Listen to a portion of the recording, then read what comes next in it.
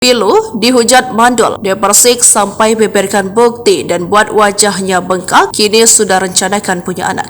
Artis Dewi Persik membuktikan dirinya tak mandul lewat pembekuan sel telur di Rumah Sakit Brawijaya Antasari, Jakarta Selatan pada Kamis 7 Maret 2024 lalu. Diketahui Dewi Persik telah memutuskan untuk melakukan pembekuan sel telur miliknya. Dewi Persik ternyata sudah berpikir secara matang terkait keputusan untuk pembekuan sel telur. Dia ingin menjaga sel telur miliknya tetap dalam kualitas baik saat nantinya akan dibuahi. Kan pertanyaannya, apakah Dewi Persik ini normal atau mandul sehingga sel telurnya dibekukan? Jawabannya, pastinya nggak mungkin mandul karena ada sel telur, terang Dewi Persik. Dikatakan Dewi Persik sel telurnya ini nanti bisa digunakan kapanpun saat ingin memiliki anak. Selain itu, Dewi Persik juga mengungkapkan dua alasan lainnya menjalankan tindakan pembekuan sel telur. Alasannya ini diutarakan untuk menjadi pertimbangan para wanita yang ingin melakukan tindakan yang sama sepertinya. Yang kedua, ketika sel telur ini dibekukan dan kamu merasa bahwa perlu banget untuk mendapatkan embrio bersama pasangan sahmu. Misalnya, kamu sama suami kamu merencanakan punya anak kembar atau punya anak yang bergender apa saja. Itu bisa melalui pembekuan sel telur, kata Dewi Persik. Alasan ketiga, misalnya kamu merasa bahwa kayaknya aku nggak pengen nunggu terlalu lama untuk mempunyai baby. Jadi bisa langsung melakukan program seperti ini atau boleh dikatakan program bayi tabung pungkasnya. Pembekuan sel telur tersebut dilakukan Dewi Persik lantaran demi memiliki momongan setelah menikah dengan Ruli. Program pengangkatan sel telur tersebut ternyata mempunyai efek samping membuat wajah Dewi Persik bengkak. Ia menyebut wajahnya terkena efek bius karena melakukan pengangkatan sel telur.